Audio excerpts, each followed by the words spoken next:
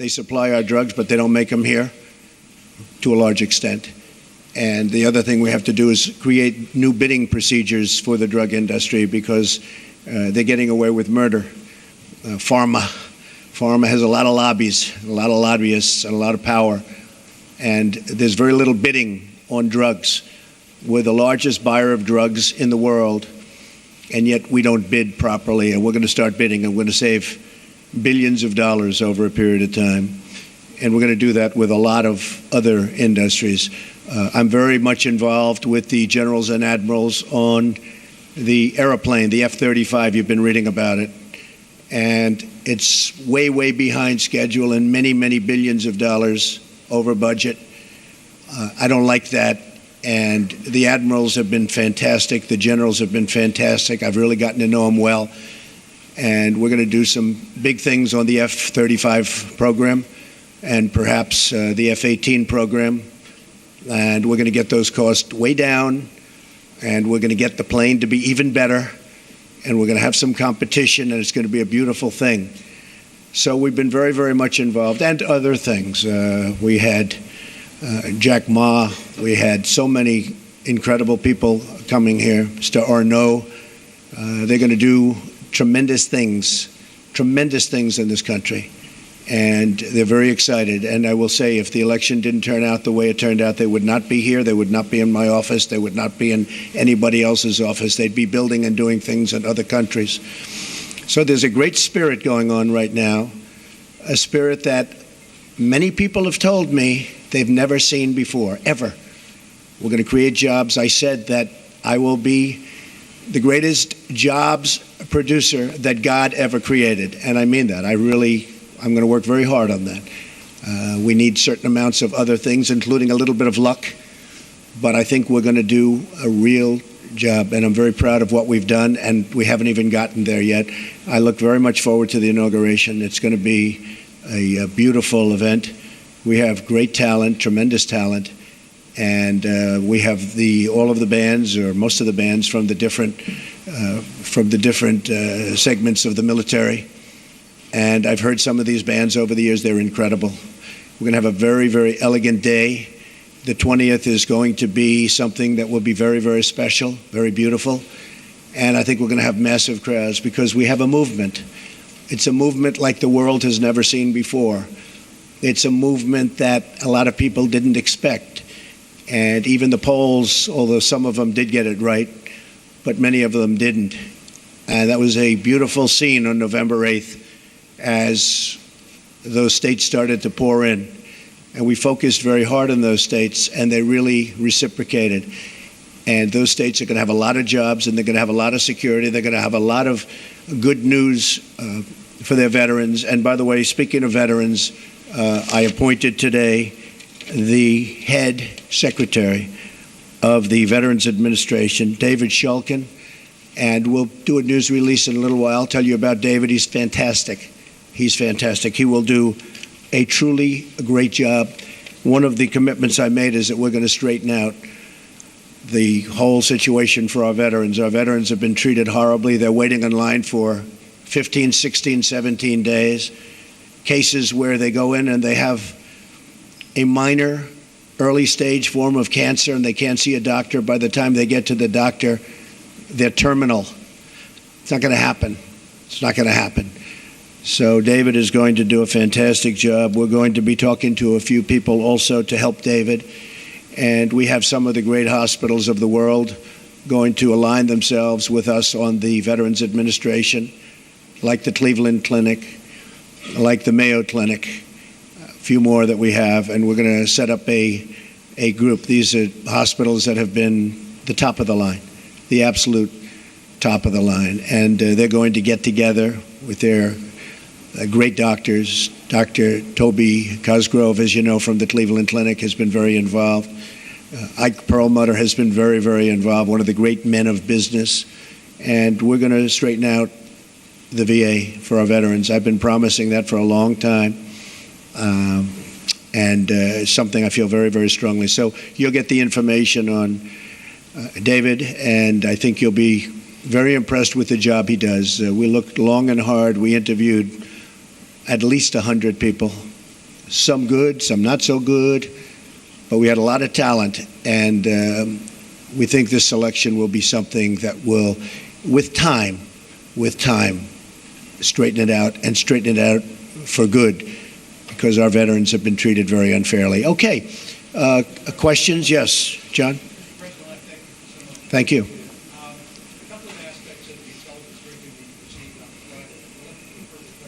Sure. First of all, did the heads of the intelligence agencies provide you with a two-page summary of these unsubstantiated allegations? And secondly to that, on the broader picture, do you accept their opinion that Vladimir Putin ordered the hack of the DNC and the attempted hack of the RNC? And if you do, how will that color your attempts to build a relationship with a leader who has been accused of committing an act of espionage? Okay, first of all, these meetings, as you know, are confidential, classified, so I'm not allowed to talk about what went on in a meeting.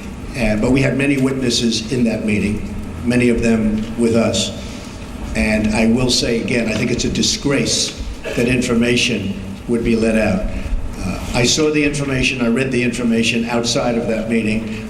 It's all fake news. It's phony stuff. It didn't happen. And it was gotten by opponents of ours, as you know, because you reported it, and so did many of the other people. It was a group of opponents that got together, sick people, and they put that crap together. So I will tell you that not within the meeting, but outside of the meeting, somebody released it. It should never have been, number one, shouldn't have even entered paper. But it should never have been released. But I read what was released, and I think it's a disgrace. I think it's an absolute disgrace. As far as hacking, I think it was Russia, but I think we also get hacked by other countries and other people. And I can say that, you know, when we lost 22 million names and everything else that was hacked recently, they didn't make a big deal out of that. That was something that was extraordinary. That was probably China. We have much hacking going on, and one of the things we're going to do, we have some of the greatest computer minds anywhere in the world that we've assembled. You saw just a sample of it 2 weeks ago up here, where we had the 6 top people in the world.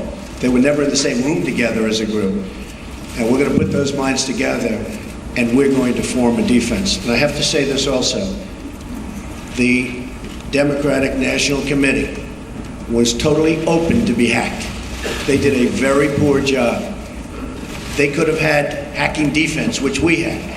And I will give Reince Priebus credit, because when Reince saw what was happening in the world and with this country, he went out and went to various firms and ordered a very, very strong hacking defense. And they tried to hack the Republican National Committee, and they were unable to break through. We have to do that for our country. It's very important. And just to the last part of that question, where I said, how could all of this potentially color your attempts to build a better relationship with President Putin? Well, you know, President Putin and Russia put out a statement today that this fake news was indeed fake news. They said it totally never happened. Now, somebody would say, oh, of course he's going to say that. I respected the fact that he said that. And I'll be honest, I think if he did have something, they would have released it. They would have been glad to release it. I think, frankly, had they broken into the Republican National Committee, I think they would have released it, just like they did about Hillary and all of the horrible things that her people, like Mr. Podesta, said about her. I mean, what he said about her was horrible. If somebody said about me what Podesta said about Hillary, I was the boss, I would have fired him immediately, or that person, because what he said about her was horrible. But remember this, we talk about the hacking, and hacking's bad, and it shouldn't be done. But look at the things that were hacked. Look at what was learned from that hacking. That Hillary Clinton got the questions to the debate and didn't report it? That's a horrible thing. That's a horrible thing. Can you imagine that if Donald Trump got the questions to the debate, it would have been the biggest story in the history of stories. And they would have said, immediately you have to get out of the race. Nobody even talked about it. It's a very terrible thing. Yes, President, can I ask you a question, sir? Thank you, Mr. President-elect. On that intelligence report, the second part of their conclusion was that Vladimir Putin ordered it because he aspired to help you in the election. Do you accept that part of the finding? And will you undo what President Obama did to punish the Russians for this, or Well, do you keep it in place? if Putin likes Donald Trump, I consider that an asset, not a liability, because we have a horrible relationship with Russia. Russia can help us fight ISIS, which, by the way, is number one tricky.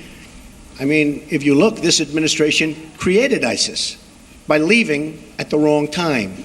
The void was created, ISIS was formed. If Putin likes Donald Trump, guess what, folks? That's called an asset, not a liability. Now, I don't know that I'm going to get along with Vladimir Putin. I hope I do, but there's a good chance I won't. And if I don't, do you honestly believe that Hillary would be tougher on Putin than me? Does anybody in this room really believe that? Give me a break. Okay. But President Obama's steps, will you keep Can you on make going? clear whether during your visits to either Moscow or St. Petersburg you engaged in conduct that you now regret, and that a reasonable No, I observer, didn't. Well, will a let me tell reasonable you. observer say that you are potentially vulnerable to blackmail by Yeah. Russia or by its intelligence agencies? Let me just tell you what I do. When I leave our country, I'm a very high-profile person, would you say? I am extremely careful. I'm surrounded by bodyguards. I'm surrounded by people. And I always tell them, anywhere, but I always tell them, if I'm leaving this country, be very careful, because in your hotel rooms, and no matter where you go, you're going to probably have cameras. I'm not referring just to Russia, but I would certainly put them in that category. And number one, I hope you're going to be good anyway. But in those rooms, you have cameras in the strangest places. Cameras that are so small with modern technology, you can't see them and you won't know. You better be careful, or you'll be watching yourself on nightly television. I tell this to people all the time. I was in Russia years ago with the Miss Universe contest, which did very well. Moscow, the Moscow area, did very, very well. And I told many people, be careful, because you don't want to see yourself on television. Cameras all over the place. And again, not just Russia, all over. Does anyone really believe that story? I'm also very much of a germaphobe, by the way. Believe me. More questions here. About how you plan to disentangle yourself from your business. But first, I have to follow up on some of these Russia remarks. Based on your comments here today, do you believe the hacking was justified? Does Russia have any leverage over you, financial or otherwise? And if not, will you release your tax returns to prove it? So I tweeted out that I have no dealings with Russia. I have no deals in Russia. I have no deals that could happen in Russia because we've stayed away. And I have no loans with Russia. As a real estate developer, I have very, very little debt. I have assets that are, and now people have found out how big the company is. I have very little debt, I have very low debt. But I have no loans with Russia at all. And I thought that was important to put out. I certified that. So I have no deals, I have no loans, and I have no dealings. We could make deals in Russia very easily if we wanted to. I just don't want to because I think that would be a conflict. So I have no loans, no dealings, and no current pending deals. Now I have to say one other thing.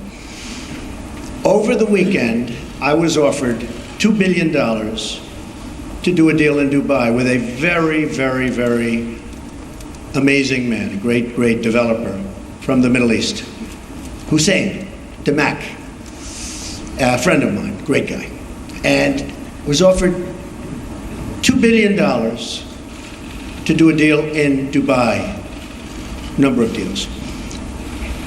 And I turned it down. I didn't have to turn it down, because as you know, I have a no conflict situation because I'm president, which is, I didn't know about that until about 3 months ago, but it's a nice thing to have. But I don't want to take advantage of something. I have something that others don't have. Vice President Pence also has it. I don't think he'll need it. I have a feeling he's not going to need it. But I have a no conflict of interest provision as president. It was many, many years old. This is for presidents, because they don't want presidents getting, I understand, they don't want presidents getting tangled up in minutiae. They want a president to run the country. So I could actually run my business. I could actually run my business and run government at the same time. I don't like the way that looks, but I would be able to do that if I wanted to. I'd be the only one that would be able to do that. You can't do that in any other capacity. But as a president, I could run the Trump organization, great company, and I could run the company, the country. I do a very good job, but I don't want to do that. Now, all of these papers that you see here, yes, go ahead. I just wanted to follow up on that before we Sure. get to the conflicts. Do you believe the hacking was justified, and will you release your tax returns to prove what you're saying about no deals in Russia? Well, I'm not releasing tax returns because, as you know, they're under audit. But every president since the 70s has Oh, had gee, a I've required never audit heard that. from the Oh, IRS. The gee, last I've never 6 heard have that. released them. But as I've president, never heard that. sir, is You know, the only taking one that office. cares about my tax returns are the reporters. Okay, You don't they're think the only ones, American but- public is concerned No, about I don't that? think so. I won. Do you believe I mean, the I hacking? became president. No, I don't think they care at all. I don't think they care at all. I think you care. I think you care. First of all, you learn very little from a tax return. What you should do is go down to federal elections and take a look at the numbers. And actually, people have learned a lot about my company, and now they realize my company is much bigger, much more powerful than they ever thought. We're in many countries, and I'm very proud of it. And what I'm going to be doing is my 2 sons, who are right here, Don and Eric, are going to be running the company. They are going to be running it in a very professional manner. They're not going to discuss it with me. Again, I don't have to do this. They're not going to discuss it with me. And with that, I'm going to bring up Sherry Dillon, and she's going to go, these papers are just some of the many documents that I've signed, turning over complete and total control to my sons. Sir, can we ask you one more question on Russia, though, sir? Good morning. It's my honor and privilege to be here today at President-elect Trump's request. He's asked me, as you just heard, to speak about the conflicts of interest and the steps he's taking. As you know, the business empire built by President-elect Trump over the years is massive, not dissimilar to the fortunes of Nelson Rockefeller when he became vice president. But at that time, no one was so concerned. President-elect Trump wants the American public to rest assured that all of his efforts are directed to pursuing the people's business and not his own. To that end, as he explained a few moments ago, he directed me and my colleagues at the law firm Morgan, Lewis & Bockius to design a structure for his business empire that would completely isolate him from the management of the company. He further instructed that we build in protections that will assure the American people the decisions he makes and the actions that he takes as president are for their benefit and not to support his financial interests. As he said, he's voluntarily taking this on. The conflicts of interest laws simply do not apply to the president or the vice president, and they are not required to separate themselves from their financial assets. The तो primary US conflict of president interest elect statute, Donald Trump some have पहली questioned bar this, Section president 82 चुने जाने के USC बाद 208 media के सामने आए, press conference की उन्होंने, और उन्होंने रूस को लेकर अपने ऊपर लगे आरोपों पर सफाई दी और साफ कहा कि उनके लिए अमेरिका फर्स्ट है और रूस के साथ या पुतिन के साथ उनकी अगर कोई दोस्ती होती है तो वो एक असेट मानी जाए, ना कि एक लायबिलिटी मानी जाए। हैकिंग के लिए रूस नहीं, दूसरे देश भी जिम्मेदार है, ये उन्होंने कहा, और कहा कि रूस के साथ अच्छे रिश्ते होना एक अच्छी बात है। रूस के साथ कोई सौदेबाजी की नहीं की, रूस में मेरा कोई इंटरेस्ट नहीं है, आगे भी मेरी कोई रूस के साथ डील नहीं होगी। और उन्होंने कहा कि डोनाल्ड ट्रंप का वो सारा एम्पायर अब वो अपने बेटों को सौंप रहे हैं और अब वो उनसे, उनके बेटे उनसे पूछ के नहीं बल्कि एक प्रोफेशनल तरीके से इस कंपनी को चलाएंगे। उन्होंने ये भी कहा, उन्होंने अपने ऊपर अलग आरोपों पर सफाई दी कि हमारे ऊपर कुछ लोगों ने आरोप लगाए, हमें कहा गया कि आप कुछ अपनी गलत नीतियों को लेकर चल रहे हैं, तो उन्होंने कहा कि मैं जो कर रहा हूं उससे अमेरिका को फायदा होगा। नई बिडिंग प्रक्रिया आएगी फार्मा कंपनियों की, तो उससे अरबों की बचत होगी। अमेरिका में एक से एक टैलेंट भरा हुआ है। उन्होंने कहा कि हैकिंग की फेक न्यूज प्लान की गई, और ये फेक न्यूज इसलिए भी क्योंकि रूस के राष्ट्रपति की तरफ से भी इसका खंडन किया गया, और जो लोग कह रहे हैं कि उनको ऐसा कहना ही था, वो ये समझ लें कि ऐसा बिल्कुल नहीं है। प्रेस के ऊपर बोला डोनाल्ड ट्रंप ने, उन्होंने कहा कि मैं प्रेस की आजादी का समर्थन करता हूं और कुछ लोग हमारे विरोध में थे, कुछ समर्थन में थे, ठीक है, लेकिन जो कुछ कहा गया उसमें सच्चाई बिल्कुल नहीं है। हालांकि आप देख पा रहे हैं कि इसके बाद अमेरिका के जो शेयर सूचकांक हैं उनमें नैस्डैक और डाउ जोन्स में कमी देखी जा रही है, जो डोनाल्ड ट्रंप के शुरुआत स्पीच से पहले काफी अच्छी खासी जिनमें खरीदारी देखी जा रही थी। अमेरिका के रक्षा सौदों पर भी डोनाल्ड ट्रंप ने कहा, उन्होंने कहा कि ऐसे बदलाव हुए हैं, ऐसे सौदे हुए हैं जो अमेरिका के हित में होंगे और ऐसे बदलाव हुए हैं जो पहले कभी नहीं हुए। और उन्होंने कहा कि अगर रूस से टक्कर लेनी भी होगी तो आपको लगता है कि हिलरी मेरे से ज्यादा कैपेबल या मेरे से ज्यादा सामर्थ्यवान होती। उन्होंने ऐसा कहते हुए हिलरी क्लिंटन पर तंज भी कसा और इसके अलावा उन्होंने साफ किया कि अब वो अपना ट्रंप एम्पायर अपने बच्चों को सौंप रहे हैं और वो अब केवल अमेरिका के राष्ट्रपति के तौर पर काम करेंगे। और उन्होंने कहा कि एक इतिहास होगा जिस दिन वो दिन होगा 20 जनवरी, जिस दिन वो अपना ऑफिस संभालेंगे, उस दिन एक बड़ी संख्या में लोग उनका स्वागत करने आएंगे। उन्होंने ये भी कहा कि हैकिंग रोकने के लिए कुछ पुख्ता कदम उठाएंगे, हैकिंग रोकने के लिए वो जो हो सकेगा वो करेंगे, अमेरिका में ज्यादा से ज्यादा नौकरियां पैदा करेंगे। और इस वक्त आप जो देख रहे हैं वो वही प्रोसेस है यहाँ पर जहां पर उनके बेटों को वो सारे अधिकार दिए जा रहे हैं ट्रंप एम्पायर के। The written approval of the ethics advisor will be required for new deals, actions, and transactions that could potentially raise ethics or conflicts of interest concerns.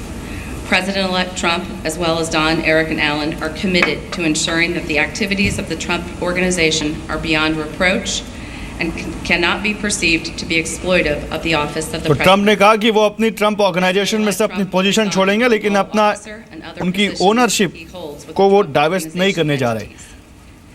इसके अलावा उन्होंने कहा कि कोई कॉन्फ्लिक्ट ऑफ इंटरेस्ट नहीं होगा उनके काम और उनकी कंपनी के बीच में। उन्होंने साफ कहा कि अमेरिका में प्रतिभाओं की कमी नहीं है और उन्होंने बहुत सारे मीडिया हाउसेस का थैंक्स कहा फेक न्यूज को पब्लिश नहीं करने के लिए। इस वक्त हमारे साथ बीजेपी के प्रवक्ता नरेंद्र तनेजा जुड़ रहे हैं। नरेंद्र जी, स्वागत है आपका ज़ी बिजनेस पर। सर, डोनाल्ड ट्रंप ने अपने ऊपर लगे कई आरोपों पर सफाई भी दी है, लेकिन कुछ ऐसी चीजें कही हैं जिस पर कंसर्न जाहिर होते हैं। उन्होंने फार्मा कंपनियों के लिए फिर से बिडिंग की बात कही है, अमेरिकन टैलेंट्स की बात कही है। आपको क्या लगा इनकी स्पीच सुनकर? देखिए, ये तो बिल्कुल तय है स्पीच सुनने के बाद कि वो जो जिस तरह की बातें करते रहे, अमेरिका के राष्ट्रपति बनने के बाद वो पूरी अमेरिकन इकोनॉमी को री इंजीनियर करने वाले हैं। अच्छा, री इंजीनियरिंग जो होगी उसमें खासतौर से मैन्युफैक्चरिंग, इंफ्रास्ट्रक्चर, इस सब पे फोकस है। और जाहिर है कि कहीं ना कहीं अंतर्राष्ट्रीय बाजार में पूंजी के लिए वो भी अब उसी तरीके से उपस्थित होंगे जैसे भारत उपस्थित हो रहा है। अर्थात भारत और अमेरिका के बीच में अब कंपटीशन होने वाला है टेक्नोलॉजी को लेकर के, लेकिन खासतौर से जो पूंजी भारत को चाहिए वो उस पूंजी पे अब अमेरिका की भी नजर है अंतर्राष्ट्रीय बाजार पे। दूसरी बात, उन्होंने जो बातें करी हैं कुल मिलाकर के, जो अपने एथिक्स वगैरह की बात करी है या रशिया को लेकर के जो बात करी है, लगभग उसी लाइन पे है जिस लाइन पे पहले वो बात करते आए। लेकिन जो सबसे अहम बात है वो ये है कि किस तरीके से वो उनका फोकस अमेरिका की पूरी अर्थव्यवस्था को री इंजीनियर करना, और इस हिसाब से री इंजीनियर करना जिसको कहना मानिए अमेरिका में स्वदेशी लेकर के आना, मतलब जो स्वदेशी राजनीति अमेरिका की, लगभग उसी की सारी चर्चा है, चाहे भाव से देखें, चाहे वो एक्शन से देखें या उसके इंटरनेशनल इम्प्लीकेशंस के हिसाब से देखें। सर, लेकिन जिस तरह से फार्मा कंपनियों के लिए उन्होंने फिर से बिडिंग की बात कही, आपको लगता नहीं कि बहुत सारी इंडियन कंपनियां जिनका अमेरिका में एक्सपोजर है उनके लिए यहाँ पर दिक्कत की बात होगी? देखिए, खाली मैंने जैसे कहा कि 3 इलाकों में दिक्कत होने वाली है। एक तो फार्मा के अंदर दिक्कत होने वाली है जिस हिसाब से उन्होंने बात करी है। दूसरा, कहीं ना कहीं जिस हिसाब से वो बात कर रहे हैं, जो भारतीय कंपनियों में मैन्युफैक्चरिंग और चीजें भी कर रही हैं, कहीं ना कहीं उनके लिए भी परेशानी एक आने वाली है। और तीसरी बात जो है, अभी जिस पे ज्यादा उन्होंने नहीं कहा, लेकिन जिस हिसाब से ये सब जो हासिल करना चाहते हैं उसके लिए जो कैपिटल मोबिलाइजेशन है, तो मुझे लगता है कहीं ना कहीं उसके ऊपर भी कहीं ना कहीं भी जल्दी एक सवाल उठने वाले हैं कि जो कैपिटल अमेरिका से बाहर जाएगी, जो भारत सोर्स करता है, कहीं ना कहीं उस पर भी कोई ना कोई अंकुश आ सकता है या प्रतिबंध आ सकते हैं या कम से कम परेशानियां आ सकती हैं, जिसके बारे में भी चर्चा कम हो रही है। लेकिन मेरी सबसे ज्यादा चिंता इस बात को है कि पूंजी, क्योंकि ज्यादातर दुनिया की पूंजी डॉलर में चलती है और वो ज्यादातर अमेरिकी संस्था, अमेरिका बैंकों के माध्यम से जाती है और कहीं ना कहीं अमेरिका से रूट होकर के आती है। तो अब देखना होगा कि अगला पड़ाव कहीं पूंजी तो नहीं है। बिल्कुल। और सर, एक बात उन्होंने और भी कही, will be the greatest job producer God ever created, यानी इसका मतलब पूरा जोर डोनाल्ड ट्रंप का अब अमेरिका बेस्ड मैन्युफैक्चरिंग और अमेरिका बेस्ड इंडस्ट्रीज पर ही है। इसका क्या संकेत मिलता है सर? सीधा संकेत है कि हम भारत में जब से खासतौर से हमारी सरकार आई है, हम लोग मेक इन इंडिया की बात कर रहे हैं और हमारा पूरा फोकस मेक इन इंडिया पे है। लेकिन मेक इन यूएसए पे जिस हिसाब से ट्रम्प साहब फोकस लेके आ रहे हैं, उनका कहना है कि वो चाहते हैं हर चीज अमेरिका में बने। और अभी तो उन्होंने अभी शपथ भी नहीं ली है, उससे पहले ही कम से कम 3 बड़ी बड़ी डील, जिसमें एक मैक्सिको की डील भी शामिल है, उन्होंने पहले ही जो है ये कह दिया है कि वो अमेरिका में उसका मैन्युफैक्चरिंग शुरू करें। ये तो उनके शपथ लेने से पहले का हाल है। तो मेक इन यूएसए जो है वो बहुत बड़ा प्रोग्राम होने वाला है और कहीं ना कहीं भारत के लिए वो तकलीफदायक हो सकता है। शुक्रिया सर आपका हमारे साथ जुड़ने के लिए। इस वक्त पुष्पेश पंत हमारे साथ जुड़े हुए हैं, जाने माने पत्रकार और अंतर्राष्ट्रीय मामलों पर भी अपनी नजर रखते हैं। पुष्पेश जी, स्वागत है जी बिजनेस पर। सर, डोनाल्ड ट्रंप अभी आधिकारिक तौर पर उन्होंने कार्यभार संभाला नहीं, लेकिन उससे पहले ही उन्होंने अपनी एक प्रेस कॉन्फ्रेंस में जिस तरह से रशिया को लेकर बयान दिए, हैकिंग को लेकर जो आरोप उन पर लग रहे थे उन पर सफाई दिए, और आईएसआईएस को लेकर रशिया के सहयोग से जुड़ी जो उन्होंने बातें कही, सर आपको क्या संकेत दिखते हैं यहाँ से? देखिए, मुझे लगता है कि मैं इस बात से पूरी तरह सहमत हूँ कि डोनाल्ड ट्रंप ने जिस तरह से अप्रत्याशित जीत हासिल की है, राष्ट्रपति पद का भार ग्रहण करने के बाद भी उसकी कई हरकतें ऐसी होंगी जिनके बारे में आदमी को पहले से चौकन्ना रहने की जरूरत होगी, क्योंकि न तो उनको कोई बहुत बड़ा विशद प्रशासनिक अनुभव है, नहीं वो अपनी विद्वता का कोई दावा करते हैं। उनके मन में जो आता है तो मिजाजी के साथ, उसको बड़बोलेपन के साथ वो बयान करते हैं। इस तरह का आदमी जब अमेरिका का राष्ट्रपति बनता है तो उसके भविष्य में आचरण के बारे में कुछ भी कहना मेरे ख्याल में बचपना और नादानी होगा। वो कुछ भी कर सकते हैं, कुछ भी कह सकते हैं। हमारे अपने राष्ट्र हित की सुरक्षा के लिए बेहतर होगा कि हम सतर्क रहें। निश्चित रूप से जिस तरह से हम अपने राष्ट्र में आर्थिक स्वावलंबन को प्रोत्साहित करने के लिए उत्सुक हैं, वो भी चाहते हैं कि अपनी तमाम राजनीतिक कमजोरियों को छुपाने के लिए वो बाहरी प्रतिस्पर्धियों की ओर उंगली उठाए और अमेरिका की सारी कमजोरियों के लिए कभी भारत को, कभी चीन को, कभी मैक्सिको को, तो कभी रूस को जिम्मेदार ठहराए। अब उनकी गोट फंसी हुई है तो पुतिन के साथ तो बहुत मुठभेड़ की मुद्रा उनकी नहीं होगी, और क्योंकि चीन का कर्ज भी अमेरिका के ऊपर बहुत बड़ा खरबों डॉलर का है और चीन की सामरिक शक्ति भी भारत की तुलना में कहीं अधिक है, तो ये दबाव ज्यादा बढ़ेगा तो भारत पर ही। ठीक है सर, आप रहिए मेरे साथ। इस वक्त मेरे साथ श्री इंफ्रा के सीएमडी हेमंत कनौरिया जुड़ रहे हैं। मिस्टर कनौरिया, स्वागत है जी बिजनेस पर। डोनाल्ड ट्रंप अभी आधिकारिक तौर पर उन्होंने व्हाइट हाउस संभाला नहीं है, लेकिन उससे पहले ही उन्होंने अपनी प्रेस कॉन्फ्रेंस में कुछ बड़े संकेत दे दिए हैं सर, और बहुत एग्रेसिव दिख रहे हैं वो अमेरिका में मैन्युफैक्चरिंग और जॉब को बढ़ाने के लिए। इसका क्या भारत पर असर देखते हैं, खासकर फार्मा कंपनियों के लिए, जिस तरह से उन्होंने कहा कि मैं फिर से बिडिंग प्रोसेस शुरू करूंगा?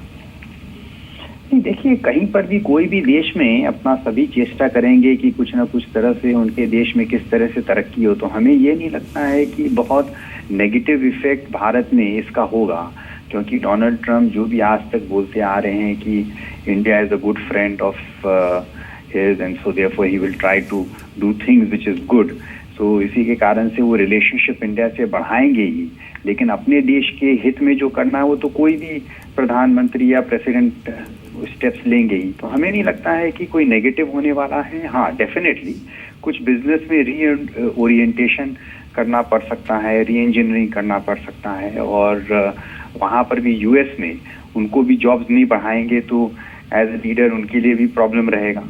तो हमें ऐसा नहीं लगता है कि कोई बहुत ही नेगेटिव इसका इफेक्ट होने वाला है सर। लेकिन जिस तरह से कहा जा रहा था कि डोनाल्ड ट्रंप ने कहा था कि जो भारत इंडिया जो अमेरिका की सॉफ्टवेयर जॉब खा रहा है, चाइना हार्डवेयर सेक्टर की जॉब खा रहा है, और वो चाहते हैं कि अपने देश में सब कुछ चीज़ें वो मैन्युफैक्चरिंग से लेकर सर्विस सेक्टर से लेकर अमेरिका को नंबर 1 बनाएं, और जैसा कि उन्होंने कहा भी कि मैं ऐसी स्थिति पैदा करूँगा जहाँ पर America will be the greatest job producer God ever created. क्या आपको लगता नहीं, क्योंकि भारत की आईटी कंपनियों का, फार्मा कंपनियों का अच्छा खासा एक्सपोजर अमेरिका में है, उनके लिए खतरे की घंटी है ये?